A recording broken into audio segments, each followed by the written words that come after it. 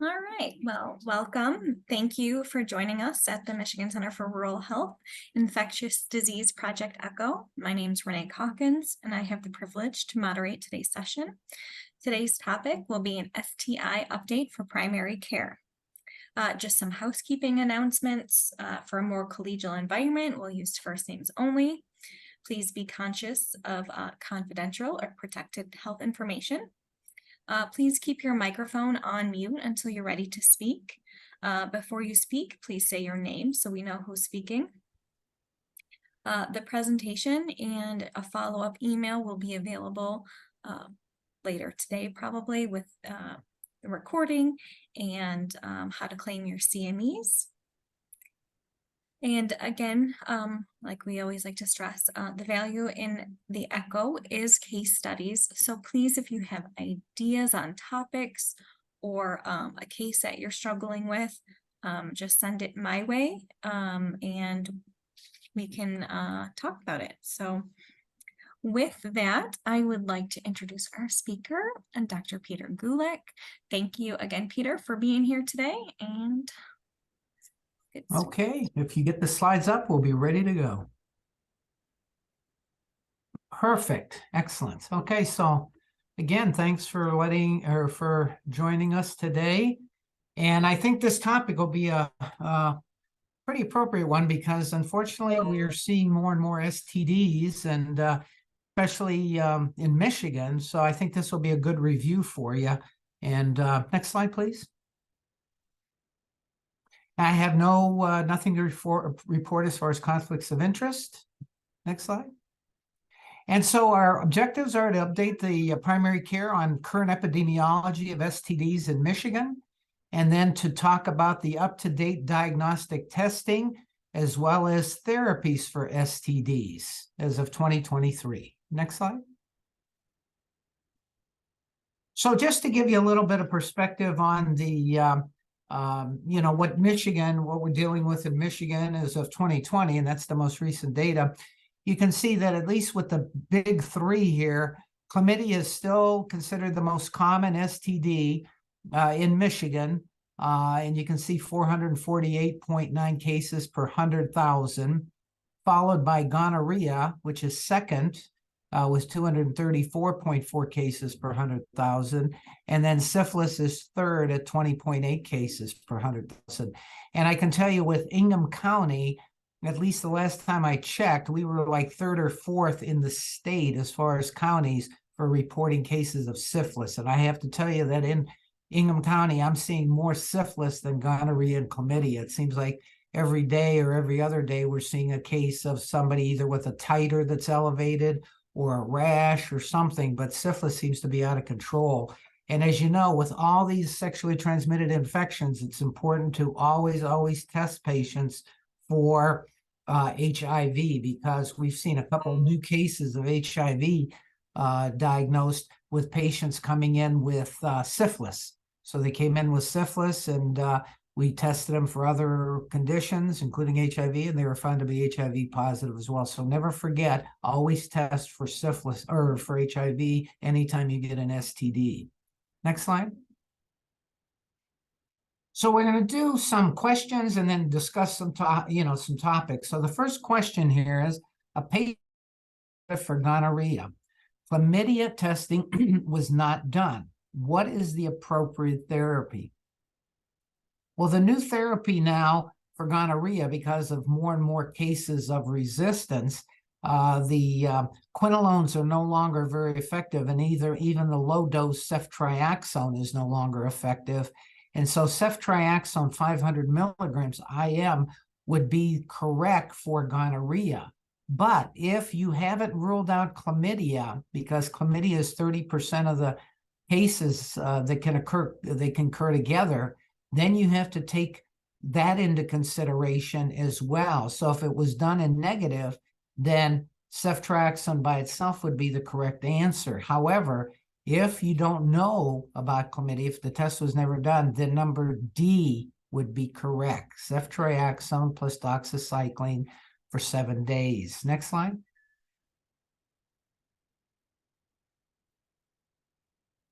And so we'll talk a little bit more about why azithromycin wasn't correct, because again, I'll have some slides to deal with that, and why doxycycline is the preferred therapy for chlamydia. But to get into gonorrhea, as I mentioned earlier, uncomplicated gonorrhea is now treated with 500 milligrams of IM ceftriaxone.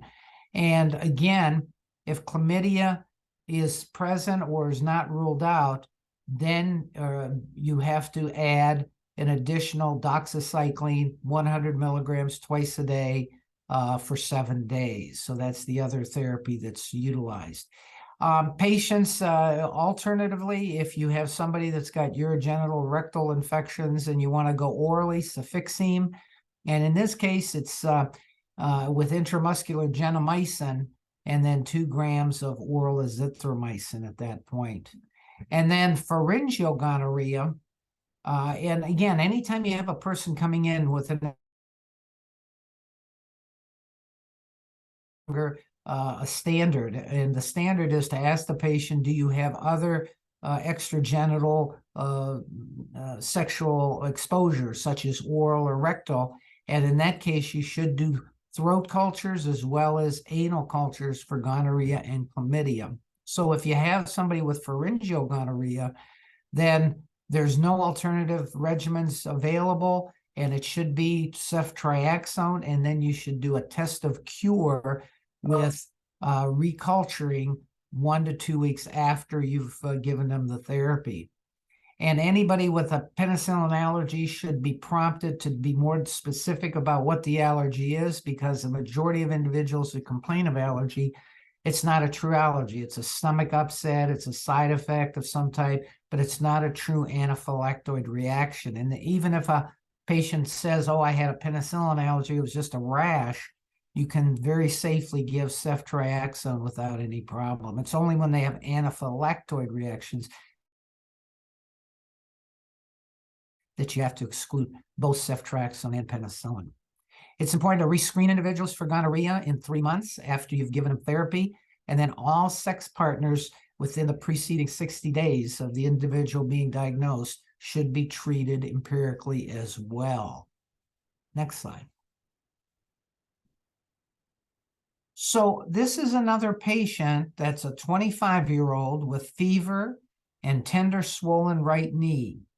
He has no prior trauma. He's sexually active with a prior history of sexually transmitted diseases. And on exam, he has a few scattered pustular lesions on his hands, as well as arm, and a red swollen right knee. What is the most likely diagnosis?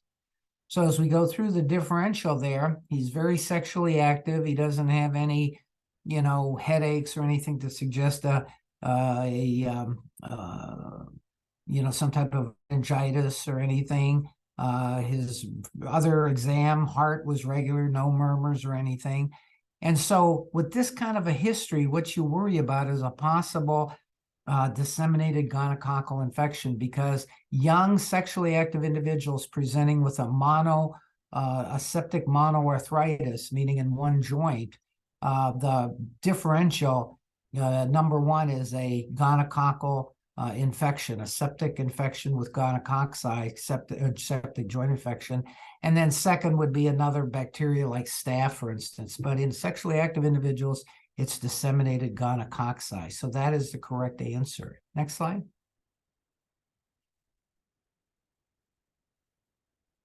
And so what do we know about disseminated gonococcal infection? It's not a common condition. You're not going to see a lot of it, but it does present with 2 findings.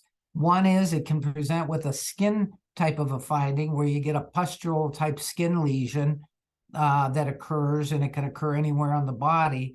Plus you can get a tenosynovitis and then usually a oligoarticular septic arthritis, meaning a single joint. So those are the most classic symptoms. And when you think about a rash, you're right away thinking, oh my God, syphilis, but it's not on the palms and the soles like classic syphilis rather. And the lesions are not many. Usually there's less than 12 of them throughout the body there. So it's not like gonococcal or syphilis, where it's a major type of a thing. A lot of strains have minimal genital inflammation, so you don't get the, urethritis, cervicitis necessarily, so don't always look for those. But it's important to culture those areas because you want to rule out any resistance that's occurring, and those are the best places to culture to get accurate results. If you try to do joint cultures, gram stains are usually negative, and blood cultures are the same way. So always test the mucosal surfaces. And then again, using the nucleic acid amplification test, but the cultures to give you sensitivities. And again, usually it's a monoarticular joint. The treatment is with IV ceftriaxone. Give it for a couple days until the patient gets stable and then no longer has a fever, etc.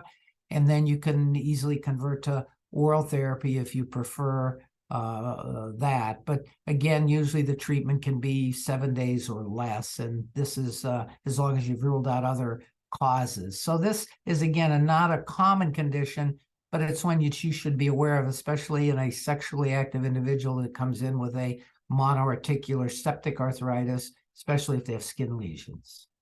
Next slide. Question 3, patient presents with urethritis, and now you do a testing and they're found to have chlamydia. The GC test is negative, so you've ruled out GC and now you have an isolated chlamydia infection. What is the best therapy? And again, if the patient was to have gonorrhea or you didn't test the patient for gonorrhea, then A would be a possibility, although B would be the correct answer, just as we did on the first exam, because the appropriate therapy is tetracycline for chlamydia. But we've ruled out gonorrhea, so now we're just dealing with chlamydia. So basically, it's the bottom 3 that we have to consider. The correct answer is obviously number C, doxy times 7 days. We'll talk a little bit in a minute about azithromycin.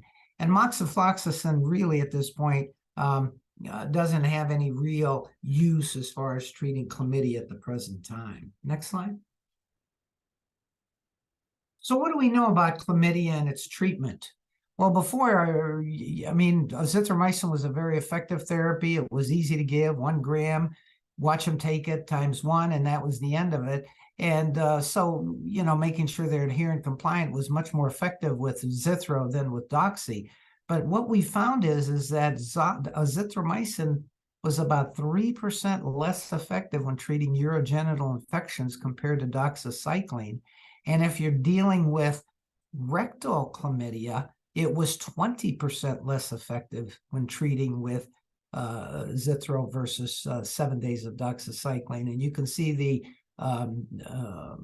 reports and the journals where this was documented on the right-hand side. So currently the preferred effective treatment for chlamydia, urethritis, as well as if you have asymptomatic rectal infection, is doxycycline twice a day for 7 days. Now, if you need to do an alternative for whatever reason, second-line therapy, you could still utilize Zithro, but remember that they may not totally respond and they may have a relapse infection. So that's the important thing to remember. Next slide. So in general, which test would be most sensitive in diagnosing chlamydia or gonorrhea, regardless of the anatomic site? And you can see the choices there. The nucleic acid amplification test, the gram stain, which would only be appropriate for obviously gonorrhea. It's a very specific thing, but it's not very sensitive, unfortunately. Cultures are always considered if you're going to worry about a resistance. So for gonorrhea, if you're in an area where they found resistant gonorrhea, then you want to do cultures because the nucleic acid amplification test will give you the result, but it can't do sensitivity testing. So that's where cultures are important for gonorrhea if you suspect resistance. And so C and D would be under the same category. And then there is no real, for chlamydia, there's serology you can do but it's really not very effective. And so the correct answer is number A. Nucleic acid amplification test would give you the most sensitive test as far as diagnosing both chlamydia, gonorrhea. Next slide. And this just shows you that. This is a pretty detailed slide, unfortunately, but what it does is you can see that on the top there, it has the anatomic site, the specimen type, and then looks at the gonorrhea gram stain sensitivity, gonorrhea culture sensitivity, and then both gonorrhea, chlamydia, and nucleic acid amplification test sensitivity. And what you'll see, looking at the various sites, the urethra, for instance, if you look at this gram stain, if they're symptomatic, then the sensitivity is not bad, 89 to 94% and 90 to 95% with the cultures. However, if they're asymptomatic, you can see how the sensitivity drops to 40 to 60% and 60 to 85% for cultures. Whereas when you look at the nucleic acid amplification test, regardless symptoms or no symptoms, it's greater than 95% sensitive, and it is very specific as well. The urine, again, for gonorrhea, it's not appropriate. So that's not even a factor there. However, the urine is still 87 to 95% effective or sensitive for the NAT testing for gonorrhea and chlamydia. If we look at the endocervical swabs, again, you can see very dismal 37 to 70% for the gram stain. And again, if they're asymptomatic, 60 to 80% for the cultures, yet again, greater than 95% for NAT testing, endocervical. And vaginal is not appropriate to do the gram stain or cultures. However, still 95% effective. And then looking at extragenital sites, both throat and rectal areas, you can see that gram stains aren't even appropriate doing it in those areas. Cultures are about 50-50, but NAT testing is greater than 95%. So the summary here is the nucleic acid amplification test is the preferred test for detecting gonorrhea and chlamydia, both genital and extragenital sites. Culture should only be done if you're worried about a resistant gonorrhea organism. Next slide.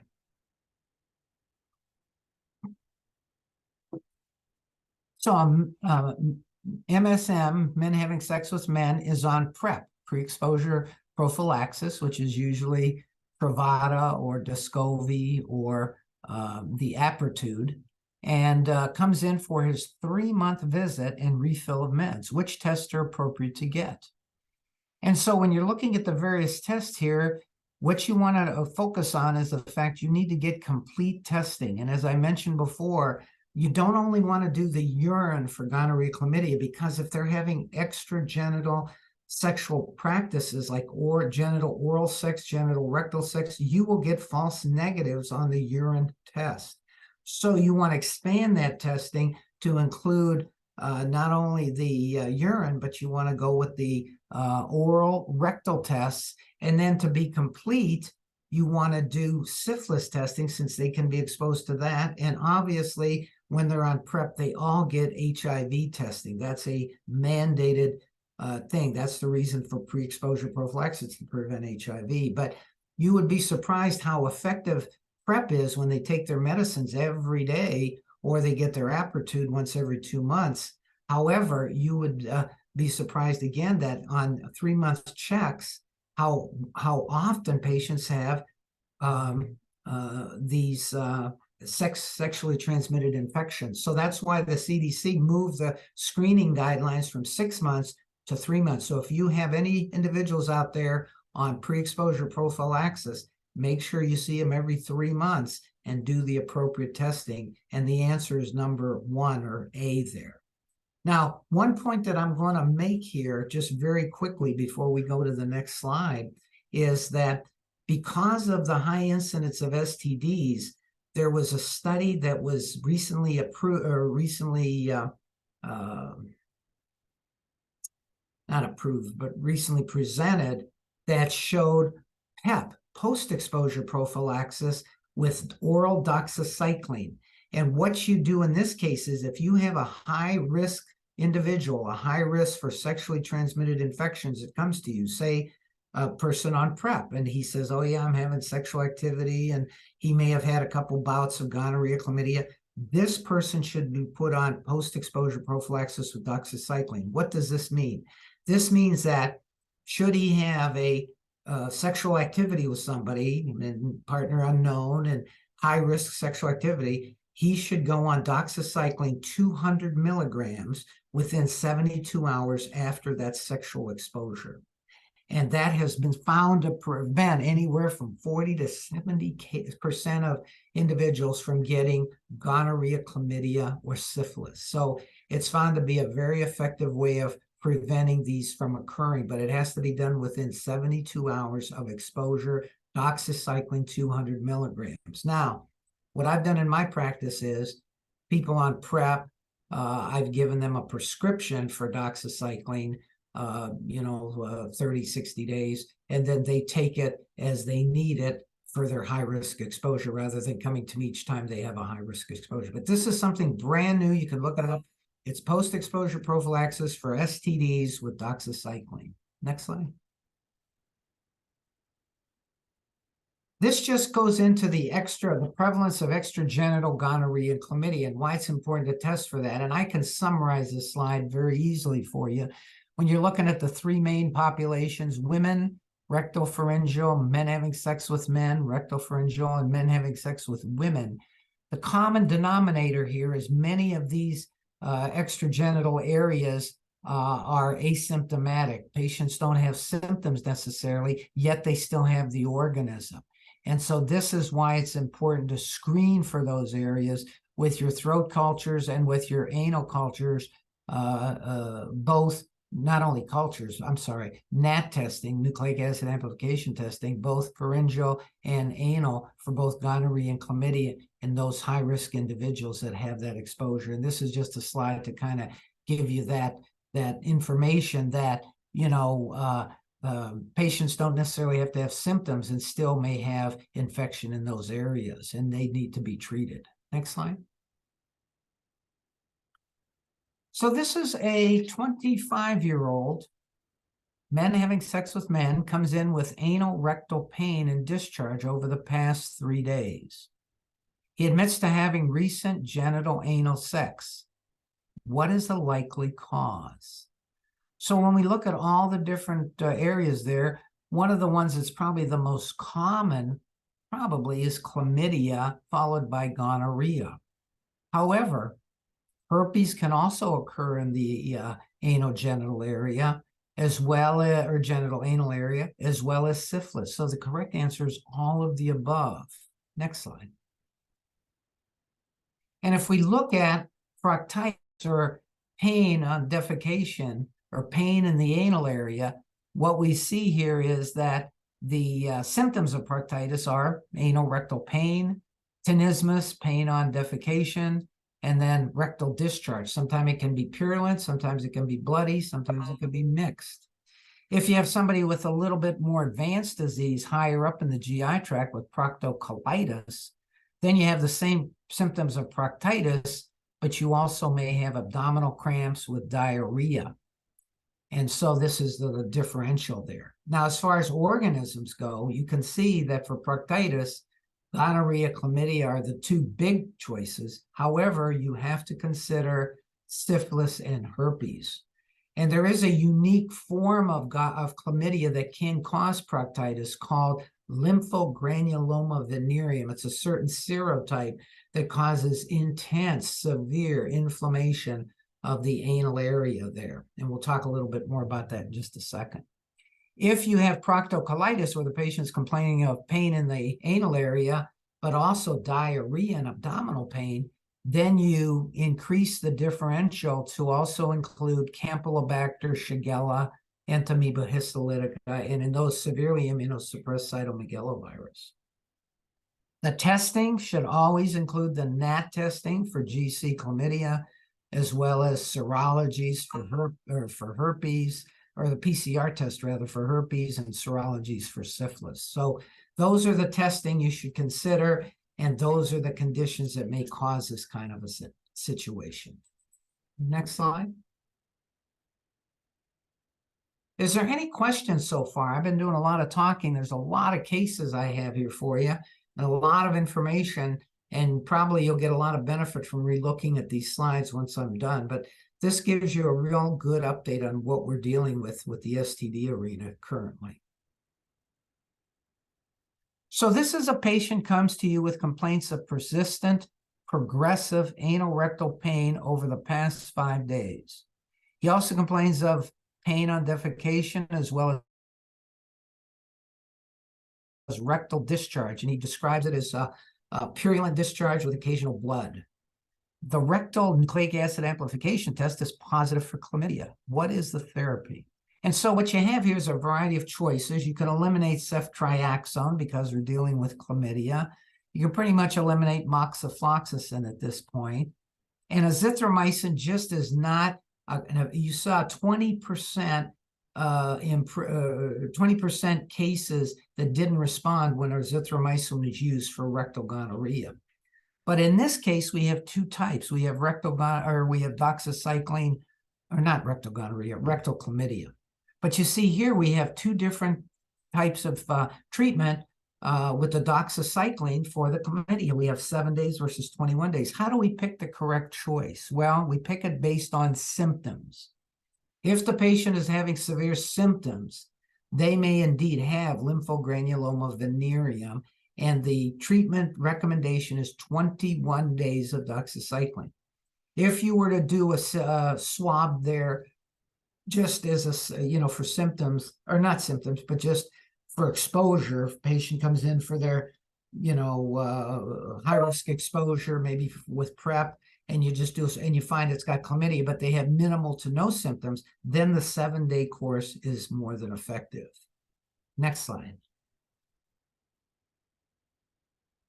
So lymphogranuloma venereum is a unique serovar of chlamydia. It's L1 to L3.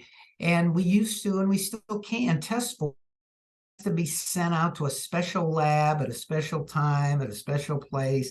And it's so cumbersome that most clinicians just treat it empirically based on symptoms. So if the patient has, a painful ulcer, or they tend to have systemic symptoms or proctitis or proctocolitis for a period of time, then they are considered to have lymphogranuloma venereum. And the only reason it's important to know that is you treat them for 21 days with doxycycline twice a day rather than just 7 days. And there was an interesting case, and it just happened to occur in Michigan. And you can see there back in 2015-16 where they isolated a cluster of cases of this. So again, just remember that the symptoms is what dictates whether you go 7 versus 21 days. We no longer really do the serovars. Next slide. Chlamydia proctitis, which is, again, may not necessarily be LGV, but it still presents with a problem. And again, how do you know the symptoms that the patient's going to present with, or patient may not present with symptoms. You may just find it on a routine swab in the anal area, and that dictates how you treat them. So asymptomatic or mildly symptomatic, just maybe a little bit of irritation back there, but nothing severe, give them 1 week of doxy. However, if it's moderate or severely symptomatic, then treat them with 21 days or 3 weeks of doxy, as you would somebody that has lymphogranuloma venereum. So this is kind of new information and stuff that I think is important for you to remember. It's not a necessary thing to try to do that serovar analysis because it's so difficult. Just treat them based on symptoms for chlamydia. Next slide.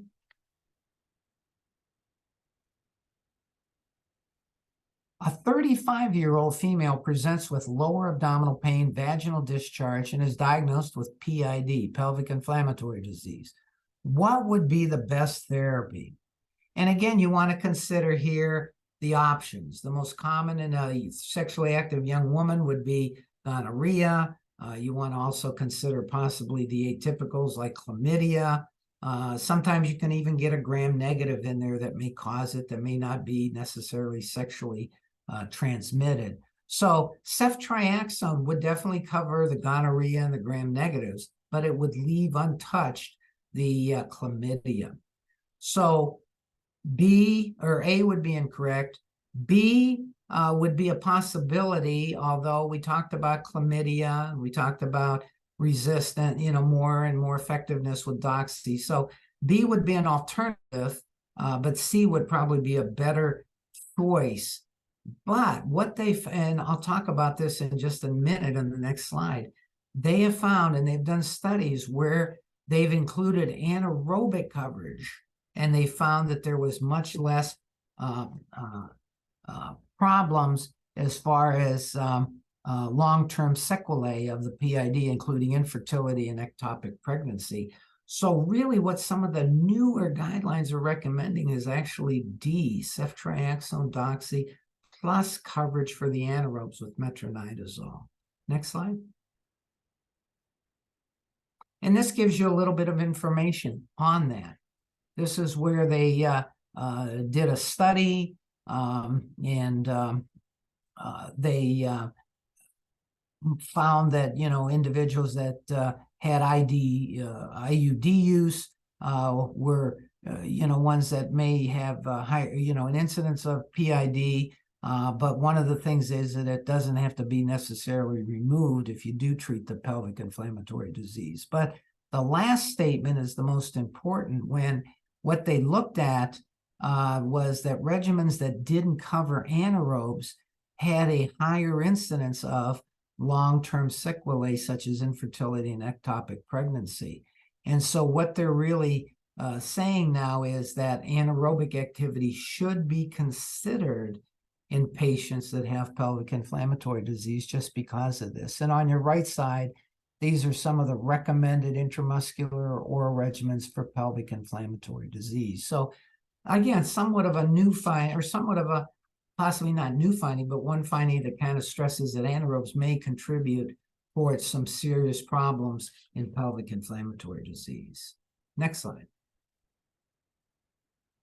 So a 25-year-old presents with urethral discharge and urethritis. You do NAT testing, it's positive for gonorrhea and chlamydia. He is treated with ceftriaxone 500 milligrams and doxycycline 100 for 7 days, but still has symptoms. So one of the things you might think about, well, maybe the gonorrhea was resistant. So you do cultures, the gonorrhea organism, it's not even present, but there's no incidence of any resistance problems in your community as far as resistance to ceftriaxone. And so that kind of is ruled out just based on the fact you haven't isolated it again, plus the resistance profile is low. But his urine still shows there's inflammation in the urethra based on greater than 5 white cells per high-powered field. What is the likely diagnosis? So I think we've ruled out persistent GC chlamydia because it hasn't been found, it wasn't found on repeat cultures.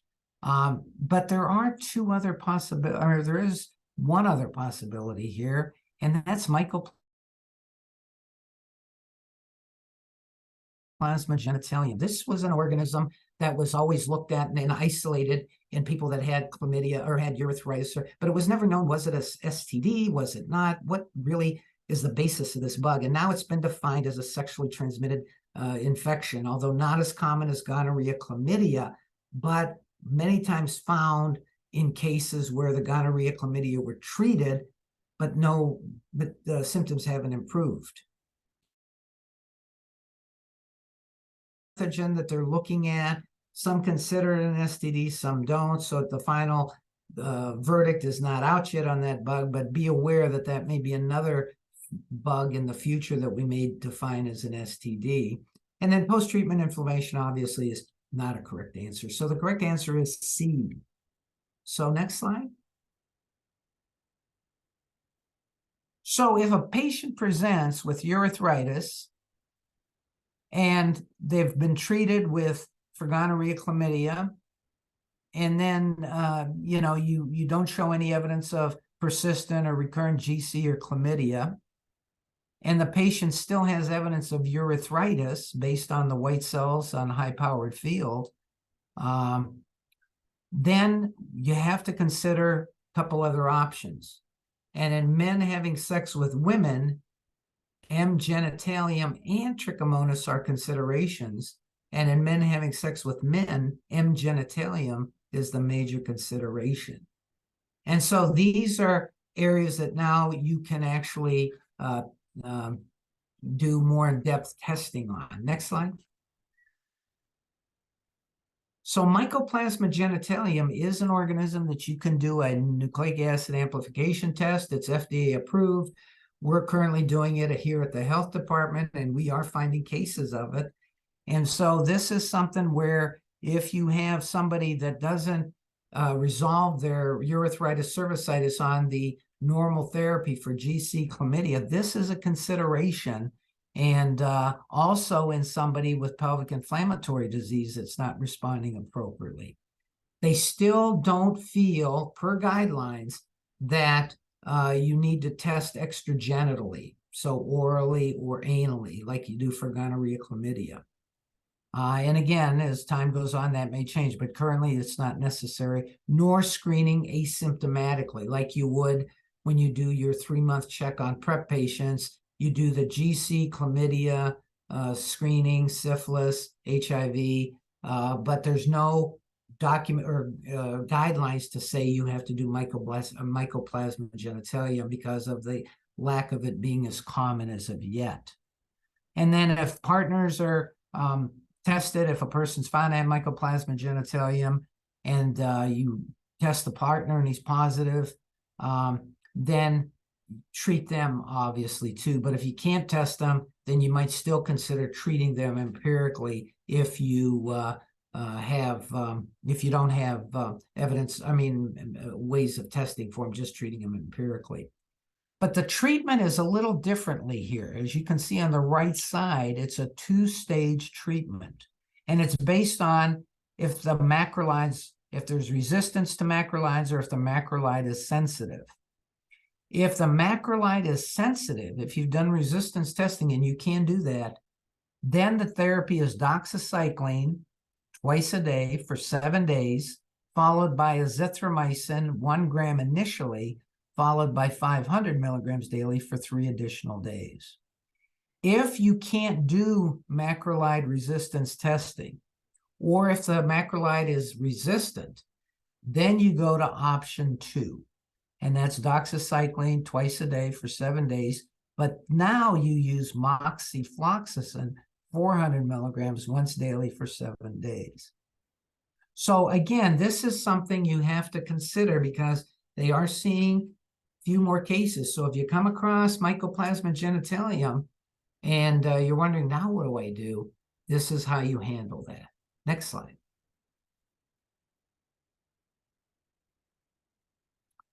Any questions so far?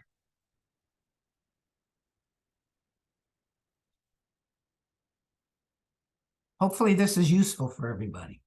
A patient presents for routine physical.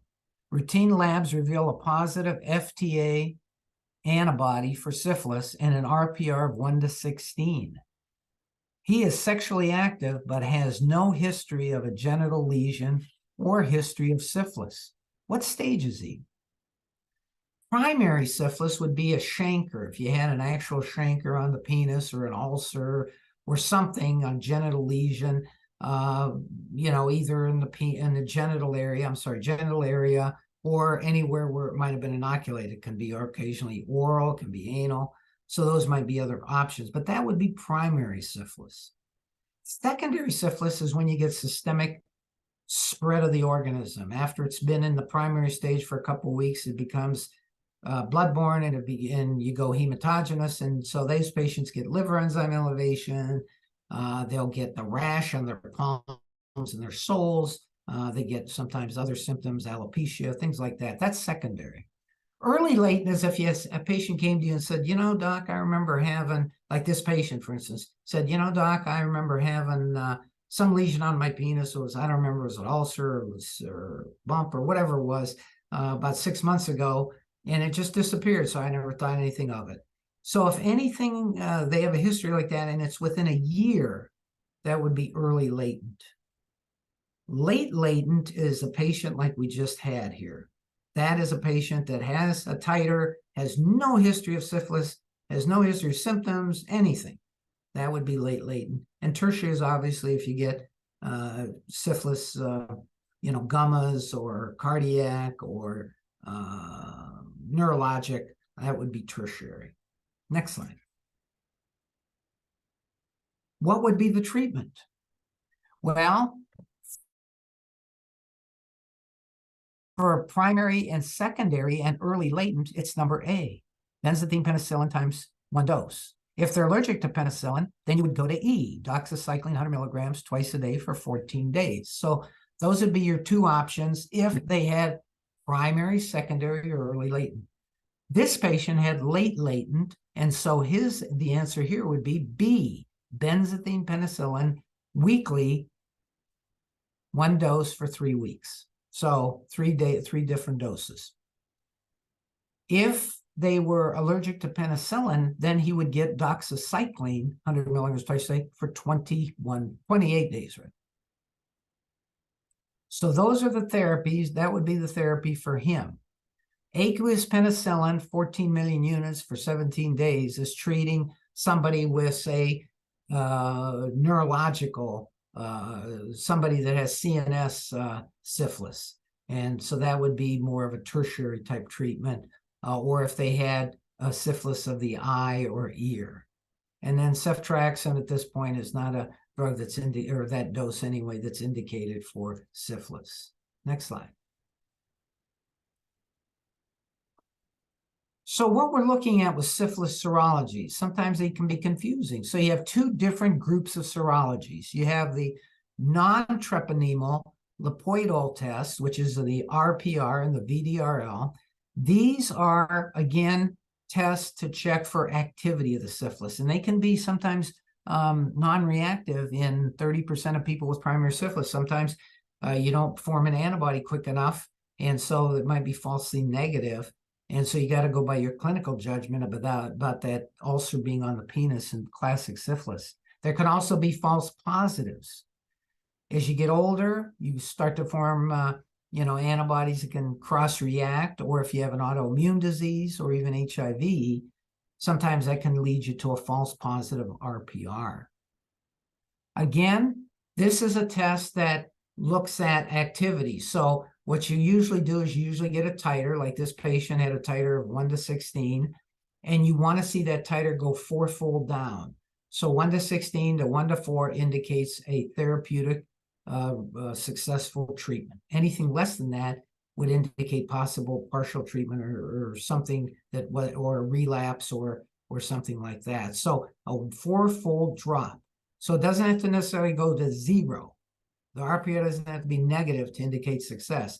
It can stay at 1 to 4 for who knows how long as it was a 4-fold drop. The other one is the treponemal test. This is the test that is more specific for syphilis, and it can be done by all those different ways you see there.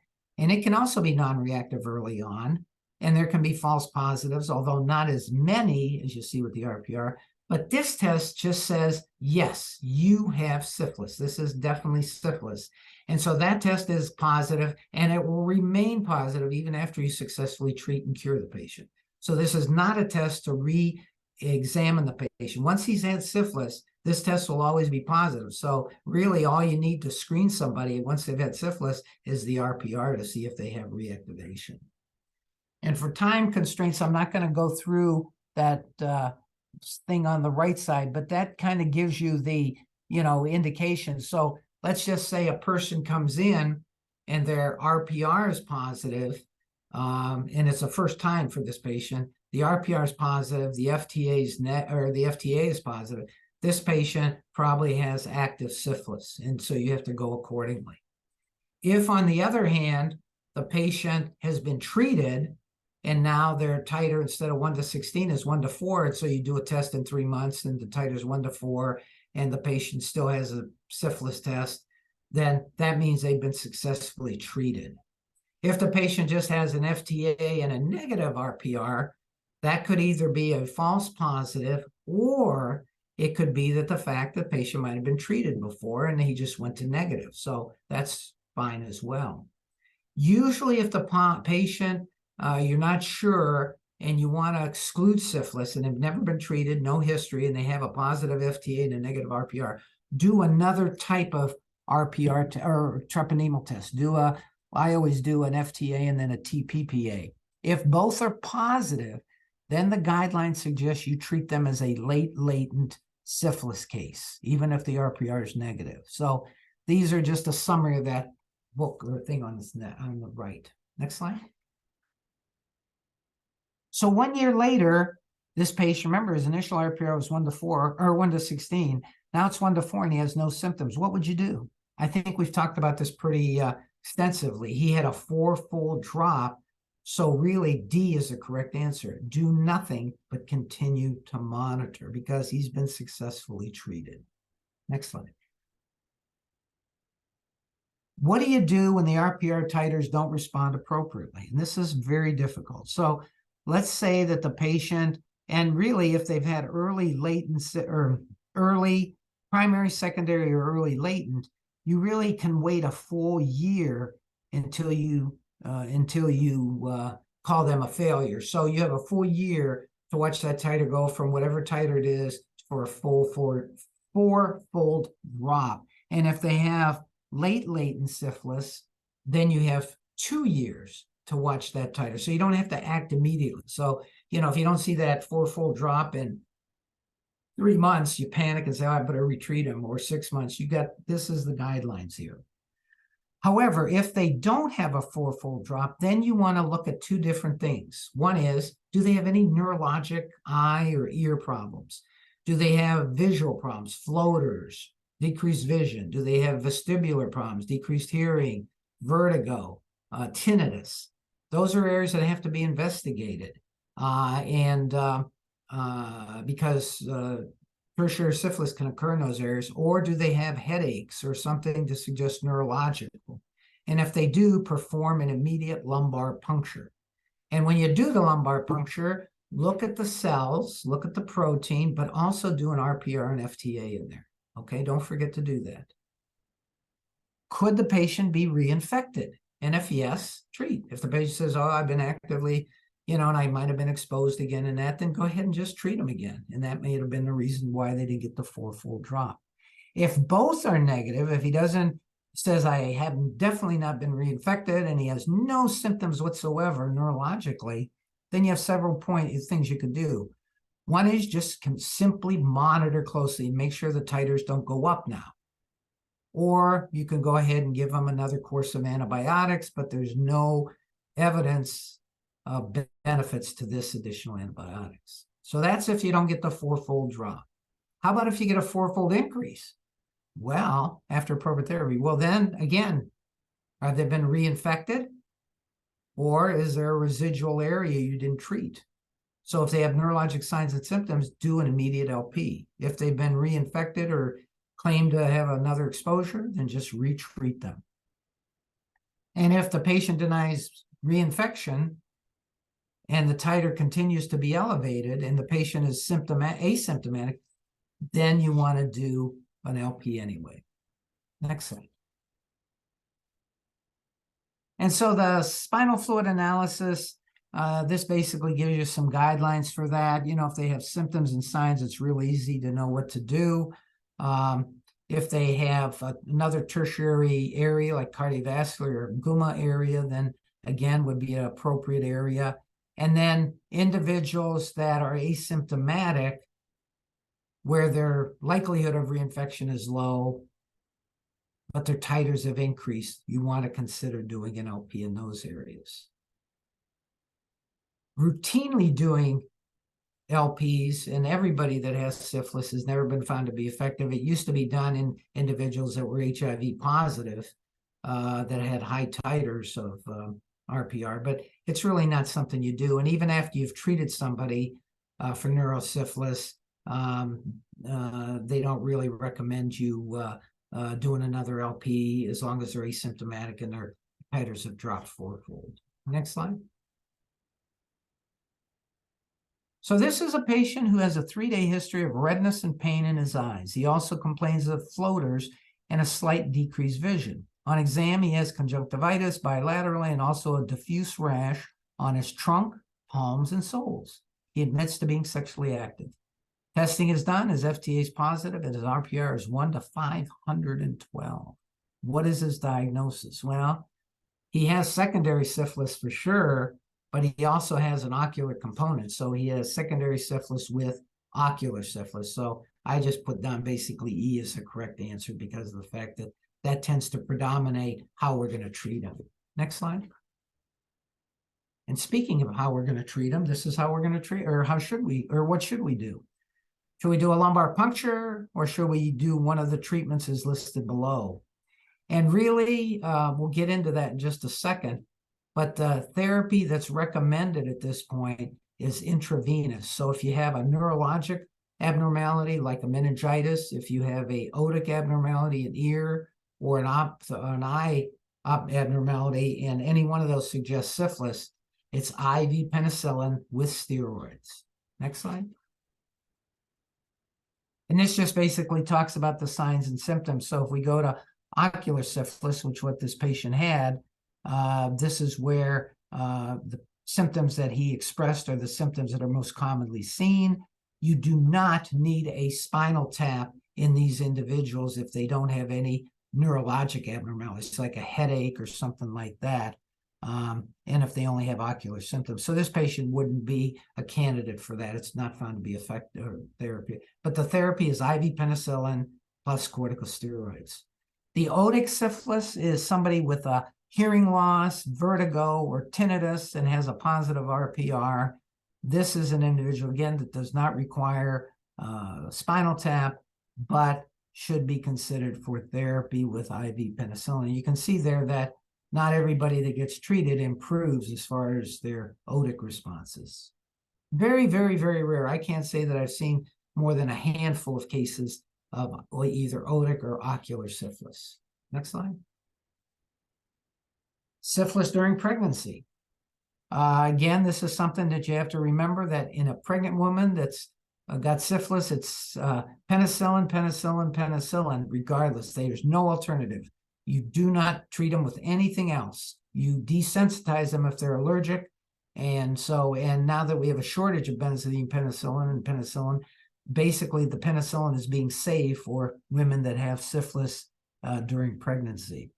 And you can see there that those are the high-risk individuals on the first paragraph there. But the one thing that's kind of a little bit different is that for women with primary, secondary, early latent, they're considering not only just one dose of penicillin, but because of the seriousness if the baby gets it, doing a second dose as well. And if the mother missed one of the doses by greater than 9 days, then you restart again, unfortunately. Next slide. A patient presents with vesicular lesions on the penis that burn and tingle. He is concerned about herpes. What is the most sensitive test to diagnose this? Well, the antibody testing you see, both A and B should never be done. IgM does not indicate primary syphilis. The IgM is very nonspecific in this case, so you cannot diagnose primary syphilis, meaning early onset within 6 months, based on that. Some viruses you can do that with, like, for instance, Epstein-Barr or hepatitis B, but not herpes. So the IgG would be the only test you order. But all that tells you is there's exposure. You know, a patient exposed to her, but it doesn't say that the lesions on his genitals are from syphilis. And the only test that'll tell you that is the HSV PCR swab for herpes. You take a swab the lesions, put it in there, and that gives you the definitive test of active herpes. The herpes DNA viral load just tells if the patient had systemic herpes, which can occur occasionally as well. So the correct answer is B. Next slide. This is a summary slide because we're running out of time, but the PCR test is the best test to diagnose active herpes. There's no other test.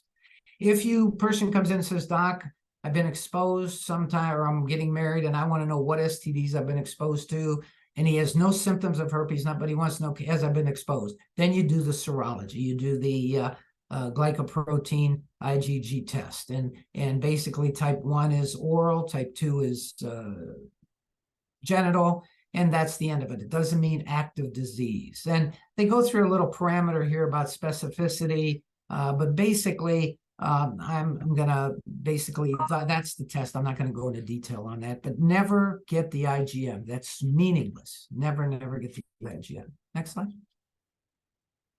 And then if you have herpes or you're worried about herpes and the patient's HIV and pregnant, then what you do is if their T cells are AIDS defining, and they've had a history of herpes before, you want to consider 6 months of suppressive therapy when initiating ART therapy to prevent reactivation of genital herpes during the pregnancy. But if they're HIV normal, immune system normal, everything's normal, then you look at symptoms and you make sure they have no symptoms, no evidence of any lesions or anything, outbreaks at all. And then if that's the case, then that person can be delivered vaginally. And then the last one we're going to talk about, and wow, I'll finish right on time, is this one. It's one slide, Trichomonas vaginalis. And they're both asymptomatic. They can be asymptomatic in both men and women, or they can cause vaginitis and non-gonococcal urethritis. And the NGU is especially in heterosexual men. Older women and men having sex with women are at the highest risk. And the diagnosis basically is culture and PCR. This wet mount that used to be done is really not very sensitive. Usually the pH is a little elevated at greater than 4. And the therapy is Flagyl or metronidazole, 500 milligrams twice a day for 7 days for all women. Never use topical gel formulations. And the single dose metronidazole, which is okay for men, is really not indicated for women because it's not beneficial. Another variant of the metronidazole, 2 grams orally, is okay for both men and women. So if you want to do a single dose of something, tinidazole can be used both for men and women. And the study that was recently done showed that women that got 1 week of metronidazole did better than just a single dose. And there's a low level of resistance, but it's still out there, so we have to keep our eyes on that. And then partners who have been exposed within 60 days of the patient himself or herself should get treated as well. And then HIV positive women should be screened annually. So basically, I'm going to end there. There were a couple cases after that I'm not going to go over because basically this whole thing was a case-based type learning process. So I hope everybody got something out of this. If there's any questions or comments, please ask me.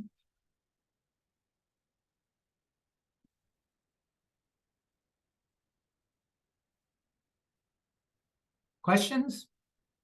I hope this was useful. Like I said, I think that Renee will have the slides available for everybody out there. These are good slides. There's a lot of information on them, and I think they can be very helpful for your practice because they're really up to date on the new aspects of STDs, both testing as well as treatment. So with that being said, like Renee said at the beginning, if you have any cases you want to discuss or any topics that are burning, let me know. And then maybe we can kind of tailor make another conference call. I think maybe with all the news with the vaccines now, especially with COVID now and the new guidelines, maybe we'll bring that back, or maybe we'll talk about influenza and RSV as well. That might be another topic for the future, but please let us know if there's topics you want to hear about. With that being said, I guess I'm done. Thank you so much, Peter. And if you do have any questions, just go ahead, unmute yourself or type it in the chat real quick. And if you think of something later, please feel free to email me and I can shoot the email over to Peter, and so we can kind of tackle it together.